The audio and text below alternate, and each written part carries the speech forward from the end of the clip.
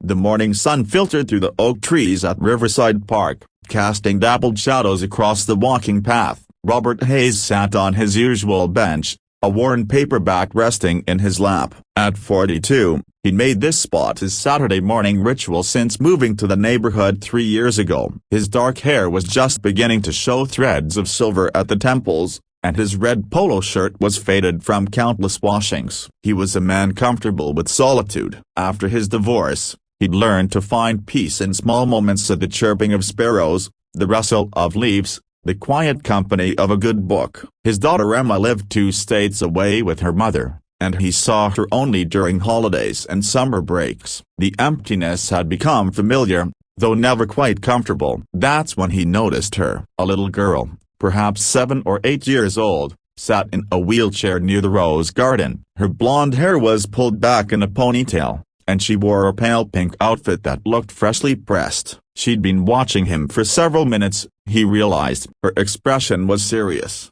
thoughtful, as if she were weighing an important decision. Robert offered a gentle smile and returned to his book, not wanting to make her uncomfortable. But moments later, he heard the soft whir of her wheelchair approaching. "Excuse me, sir?" Her voice was small but clear. Robert looked up, marking his page with a finger. "Hello there," he said warmly. The girl's blue eyes were solemn, almost too solemn for such a young face. She clasped her small hands together in her lap, gathering courage for something. "Sir, I have a question to ask you." It might sound strange. Robert closed his book completely and gave her his full attention. "That's all right. Strange questions are often the most interesting ones." She took a breath. "Sir, could you pretend to be my daddy, just for one day?" The words hung in the air between them. Robert felt something shift in his chest, a mixture of surprise and immediate, protective concern. "Just for today," she continued quickly, her words tumbling out now. "It's my birthday. I'm 8 years old today. My mama is working double shifts at the hospital, and my daddy, he left when I was little. I don't really remember him." Robert set his book aside carefully. "What's your name, sweetheart?" "Lily. Lily Patterson." "I'm Robert," he said. "That's quite a birthday wish, Lily." "I know it's weird," she said, looking down at her hands. "But all the other kids at school, they talk about what they did with their dads. Going to the park, playing catch, getting ice cream. I just wanted to know what that feels like. Even if it's pretend. Even if it's just for today." There was no manipulation in her voice, no dramatic plea, just honest longing expressed with the simple directness of childhood. Robert thought of Emma, thought of all the Saturdays he wished he could spend with her. "Where's your mother now, Lily?" "She's at work. She's a nurse. Mrs. Chen from next door brought me here. She's over there on that bench, reading her magazine. She said I could sit by the roses for a while." Lily pointed to an elderly woman who gave Robert a small wave. "Mama packed me lunch and everything. She feels bad about working on my birthday, but we need the money, especially with my medical bills." Robert glanced at Mrs. Chen, who seemed watchful but not worried. He looked back at Lily, at this brave little soul who'd mustered the courage to ask a stranger for something most children took for granted. "Well," he said slowly, "I think we can manage that. But first, I should probably introduce myself properly to Mrs. Chen, so she knows you're safe. Would that be all right?" Lily's face transformed. The solemnity gave way to something lighter, brighter. "Really? You'd really do that?" "It's your birthday," Robert said simply. "Everyone deserves to feel special on their birthday." After speaking with Mrs. Chen and sharing his phone number, Robert spent the next few hours discovering what it meant to be a dad for a day. They started at the duck pond, where he bought a bag of approved duck food from the visitor center. Lily delighted in tossing pellets to the mallards, laughing when they squabbled over the treats. "My mama says feeding ducks is educational," Lily said. "That way it doesn't feel like we're just having fun. She worries about me missing too much school because of doctor appointments." "Your mama sounds very dedicated," Robert said. "She is. She works so hard. Sometimes I hear her crying at night when she thinks I'm asleep. I wish I wasn't so much trouble for her." Robert knelt beside her wheelchair. "Lily, you listen to me. You're not trouble. You're her daughter, and I promise you she wouldn't trade you for anything in this world. Sometimes grown-ups cry because life is hard, but that doesn't mean their kids are the problem. Do you understand? Lily nodded slowly, and Robert saw the weight she'd been carrying, the weight so many children carry when they see their parents struggle. They moved on to lighter things. Robert bought them both ice cream from the park vendor and chocolate chip for her, vanilla for him. They sat in the shade of a willow tree, and Lily told him about school, about her favorite teacher Mrs. Anderson, about the book she was reading about a girl who befriended a dragon. "What do you like to do, Robert?"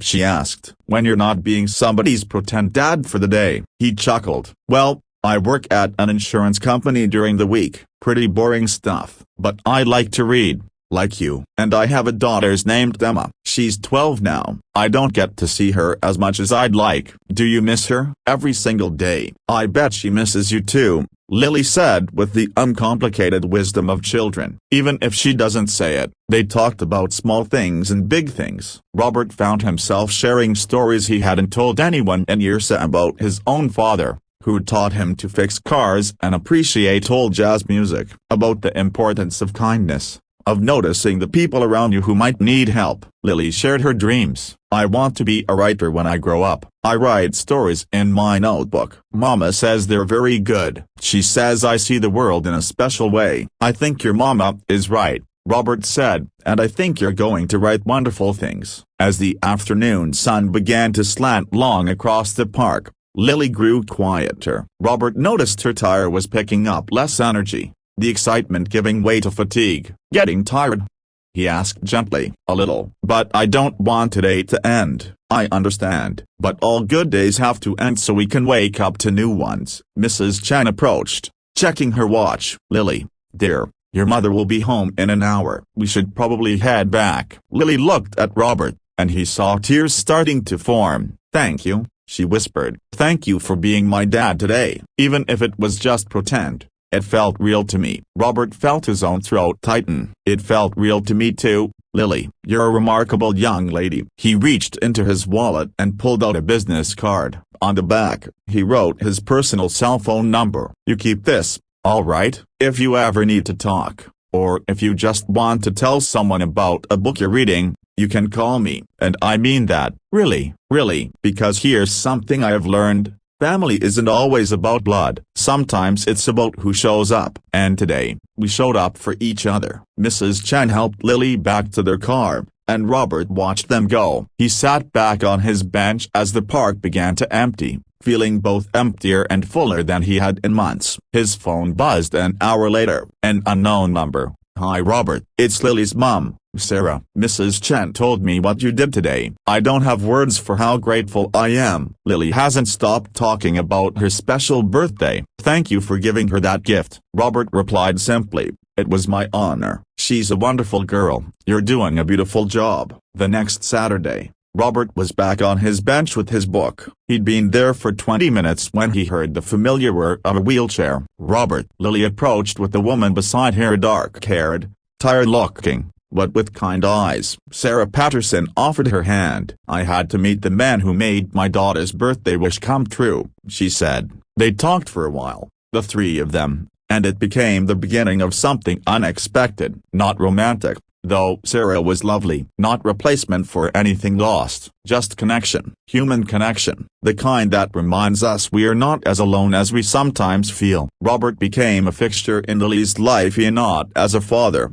but as a friend. He came to her school plays. He brought her books. Once a month, he and Lily had their book club meetings where they discussed what they'd been reading. Emma came to visit that summer, and she met Lily at the park. Robert watched his daughter push Lily's wheelchair around the duck pond, both girls laughing, and he understood something profound. We heal each other in unexpected ways, by showing up, by being present, by saying yes when someone is brave enough to ask for connection. Years later, Robert would receive a bound book in the mail, Lily's first published novel, dedicated to Robert Hayes, who showed me what kindness looks like when someone really needs it. But on that first day, sitting on his bench as the evening settled over the park, Robert simply felt grateful. Grateful for a little girl's courage, grateful for a chance to be needed, grateful for the reminder that the smallest acts of kindness can change everything. Sometimes pretending becomes real, sometimes a single day becomes a lifetime, and sometimes